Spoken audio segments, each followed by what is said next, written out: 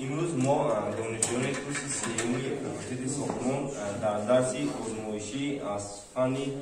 گرمایدهی و ونتیلاسیون کل آزمایشی رو بزنید که در اینجا سند مخصوص گذاشته شده است. این سند ما عبارت از منبع، دک و خودروهای آبگذار و اسباب گرمایدهنده.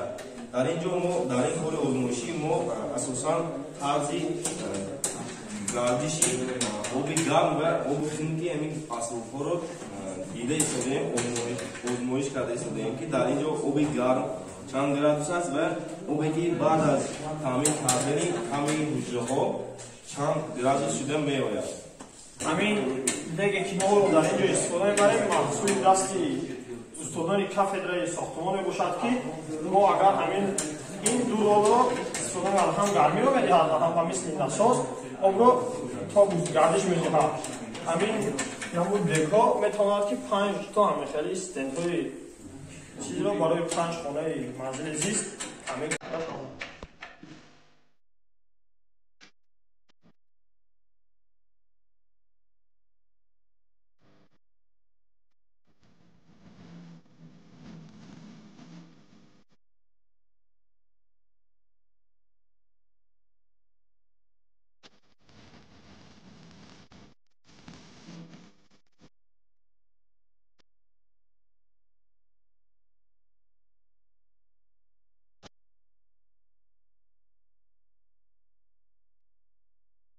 چنگ‌کنی گرمی ما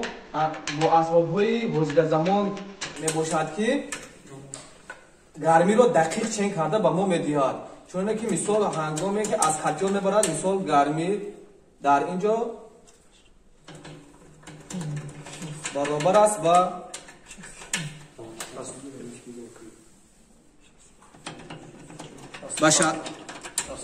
60 با 70 گرادوس وقتی که دیون بارا ما میسنجیم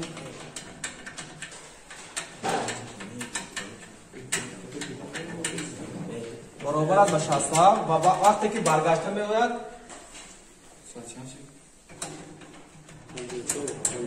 برابر است با 60 گرادوس.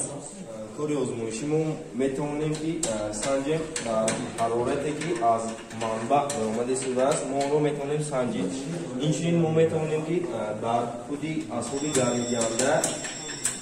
چطور گرمی پخش میشود. مثلا در بسیار جایها میتواند از بالا گرمتر باشد و پایینتر نسبتا به بالا خنکتر. ما برای همین در این کار آزمایشی میسنجیم که حرارت آیا فرق دارد یا ندارد.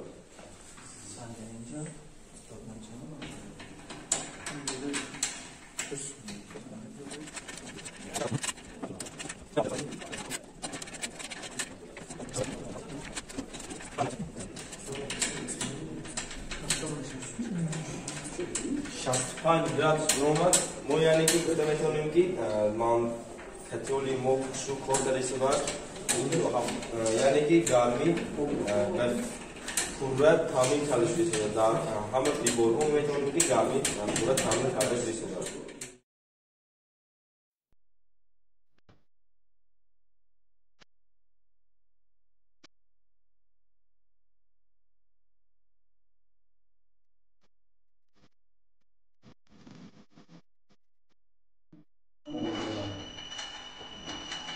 اصلا تصمیم نوع را تطبیق می‌ذاریم در فصل تابستان در زمستان در فصل مثلا انسان هم میشه میگیم اونای دارد مثلا آدم اگر مقایسه نمی‌کنیم دست من خیلی فایده دارد از کجاش در میره اگه ایزولیت نیست مثال در مقایسه کنیم جایی که مثال روتوش نداریم این باشد همون باید نشون می‌ده یا هم تمپراتور فعالیت نشون می‌ده هم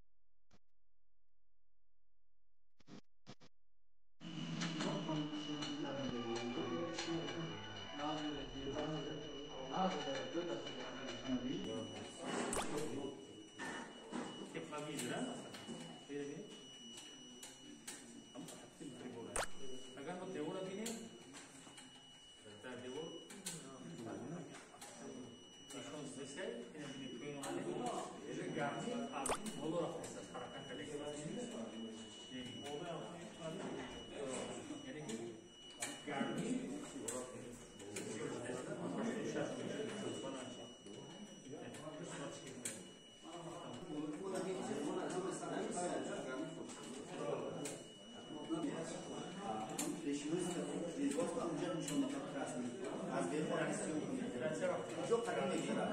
دوی پنجلو قدیم میگذره مثال میبینید مقایسه میکنید مثلا استفاده در این تجربه در زمانی که روی آپراتور بود باز با واسه یک آپراتور مشکل نداره هر صورت میبینید ضبط میشه بعد میگید ماشین